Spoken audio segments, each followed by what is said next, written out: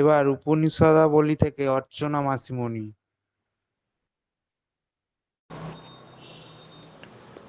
ওম শ্রী অরবিন্দ মীরা বর্ষ শেষের প্রণাম সকলের জন্য। আমি একটু অপূর্বর কাছ থেকে জেনে নিতে চাইছি যে আমার কণ্ঠস্বরটা মোটামুটি হ্যাঁ স্পষ্টভাবে মাসিমণি, শোনা পৌঁছচ্ছে যাচ্ছে। কিনা। হ্যাঁ, স্পষ্টভাবেই শোনা যাচ্ছে। আচ্ছা, কারণ অদিতি বন্টির অত সুন্দর সঙ্গীত পরিবেশন কোথাও কোথাও একটু শ্রুতিবিঘ্ন ঘটেছে, সেজন্যই ভাবছিলাম। আচ্ছা, তাহলে আমরা এখন উপনিষদাবলীর অন্তর্গত ঈশাশ্রুতির মন্ত্রের আলোচনার চতুর্থ প্রবাহে রয়েছি, যেখানে প্রথম খণ্ডটির নাম দেওয়া হয়েছে লোকসমূহ। সেই লোকসমূহের মধ্যে প্রথমে আলোচনায় আসছেন সূর্য, আর তারপরেই শ্রী অরবিন্দ নির্দেশ করে দিয়েছেন যে এই লোকসমূহ, সূর্য, এই আলোচনার কেন্দ্রে রয়েছে মূল শ্রুতির দুটি মন্ত্র, পঞ্চদশ ও ষোড়শ মন্ত্র। মন্ত্র দুটি আমরা আগের দিন পাঠ করার চেষ্টা করেছিলাম। আজকে আরেকবার উচ্চারণ করে নিতে পারি, কারণ বৈদিক মন্ত্র উচ্চারণ যত করা যায় আমাদের আন্তঃসংস্কার ততই বেশি হবার সম্ভাবনা উজ্জ্বল হয়ে ওঠে। পঞ্চদশ মন্ত্রে আমরা কি দেখেছিলাম? হিরণ্ময়েন পাত্রেণ সত্যস্যাপিহিতং মুখম তত্ত্বং পূষন্নপাবৃণু সত্যধর্মায় দৃষ্টয়ে।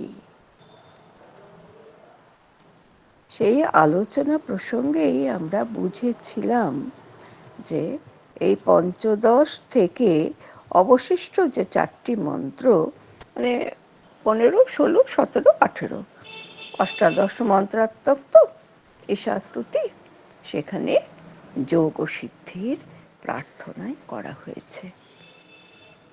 আর এই হিরণ্ময়েন পাত্রেণ শীর্ষক যে মন্ত্র, তার ভাষান্তর প্রসঙ্গে শ্রী অরবিন্দ জানিয়েছিলেন, উজ্জ্বল হিরণ্ময় পাত্রের দ্বারা সত্যের মুখ আবৃত রয়েছে, সত্যস্য মুখম অপিহিতম।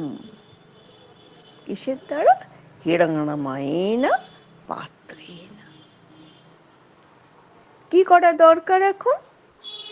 হে পূষণ, জগতের পোষক, সেই আবরণ উন্মোচন করো সত্য ধর্মের জন্য, দৃষ্টির জন্য। তাহলে বোঝা গেল সত্য, যে সত্যের সন্ধানে যুগে যুগান্তরে ঋষিদের, সাধকের অভিযান, সেই সত্যের মুখ এখনো পর্যন্ত প্রকাশিত হয়নি। সর্বসমক্ষে নিজেকে সে এখনো অনাবৃত করেনি। কেন করেনি? করতে পারেনি বলে, কারণ সেটি আবৃত রয়েছে। কে তাকে আবৃত করলো? সত্যকে আবৃত করার ক্ষমতা কার হলো?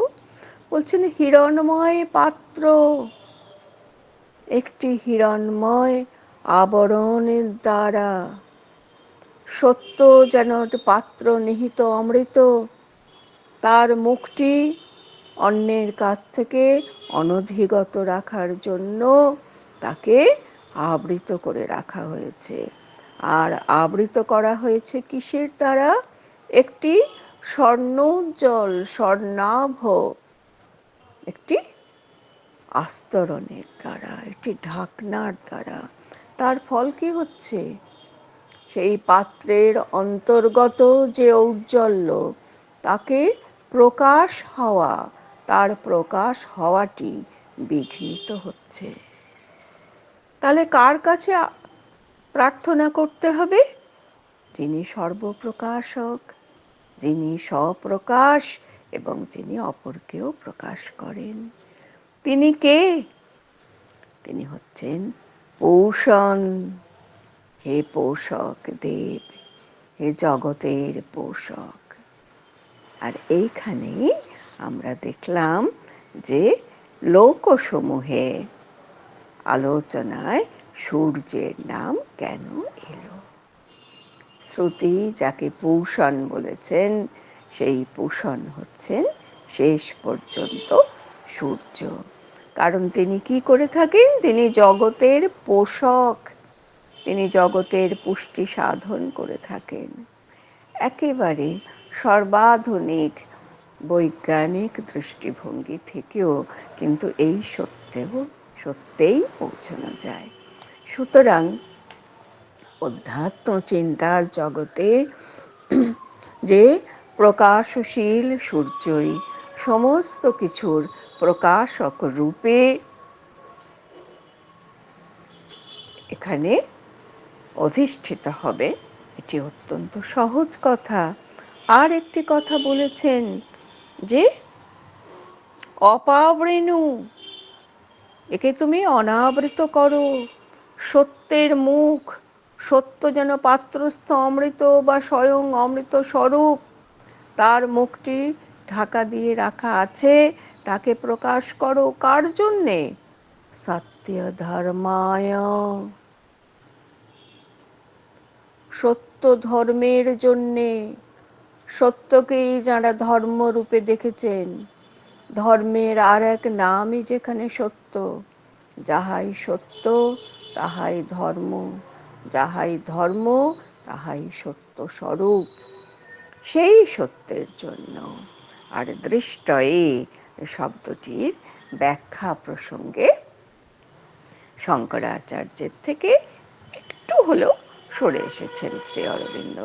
আমরা প্রভুর পথে চলেই দেখি, বলছেন দৃষ্টয়ে, দৃষ্টির জন্য, দেখার জন্য। এটিকে সেই সত্য ধর্মায় দৃষ্টয়ে, দুটিকেই একেবারে চতুর্থী বিভক্তি যুক্ত করে সত্য ধর্মের জন্য, দৃষ্টির জন্য, তাকে অন্তরে বোধির লোকে তার উদ্বোধনের জন্য ঠিক বললেন।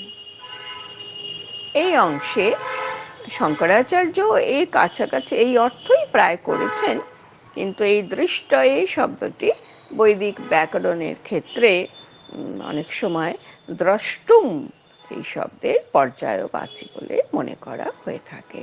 কারণ তুমুন প্রত্যয়ের যে কটি বৈদিক রূপ পাওয়া যায়, তার মধ্যে এই এ দিয়ে শেষ হয় এমন একটি রূপ হচ্ছে দৃষ্টয়ে। দৃষ্টাতুর থেকে সরাসরি দ্রষ্টুম না বলে এখানে দৃষ্টয়ে বলা হলো। দ্রষ্টুম বললে অসুবিধের কিছু ছিল না, কারণ দেখতে, দ্রষ্টুম সেও সে দৃষ্টির জন্য, দর্শনের জন্য, এই অর্থে তাকে শেষ পর্যন্ত নিতে হয়। তাহলে দেখা যাচ্ছে যে জগতের পোষকের দেব যে পোষণ, সেই পোষণের কাছে সত্যের মুখের সমুজ্জ্বল জ্যোতি বিশিষ্ট যে অলীক আবরণ, সেই আবরণ উন্মোচনের জন্য প্রার্থনা জানানো হচ্ছে। এবং সেটিও হচ্ছে সত্যের পুষ্টির জন্য, ধর্মের পুষ্টির জন্য, সত্য স্বরূপ ধর্মের সুপ্রকাশের জন্য। তারপরে বলছেন যে এই কথাটি কেন পুষণকেই বলা হলো, সেটি ষোড়শ মন্ত্রে বলছেন। पूषन्नेकर्षे यम सूर्य प्राजापत्य व्यूह रश्मीन् समूह तेजो यत्ते रूपं कल्याणतमं तत्ते पश्यामि यो असावसौ पुरुषः सोऽहमस्मि। हे पूषण, एक ঋষি, একমাত্র ঋষি তিনি একমাত্র দ্রষ্টা। হিরণ্ময় পাত্রান্তরিত হয়ে যে সত্য নিহিত রয়েছে তার দর্শন একমাত্র পূষা দেবতার পক্ষেই সম্ভব। হে যম, হে নিয়ন্তা, হে সংযমন কর্তা, তিনি সবকিছুকে সংযত করে রাখেন। সূর্য, যিনি আলোকদাতা। এখানে পূষণ এবং সূর্য একার্থবোধক হয়ে গেলেন। এই আলোকদাতা সূর্য, হে প্রাজাপত্য, প্রজাপতির থেকে সঞ্জাত যারা প্রজাপতির সন্তান। রশ্মিন সমূহ ভিউহ, তোমার রশ্মি সব সুবিন্যস্ত করো, তোমার আলোক সংহত করো।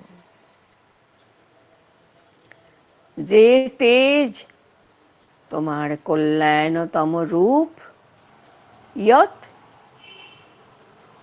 তে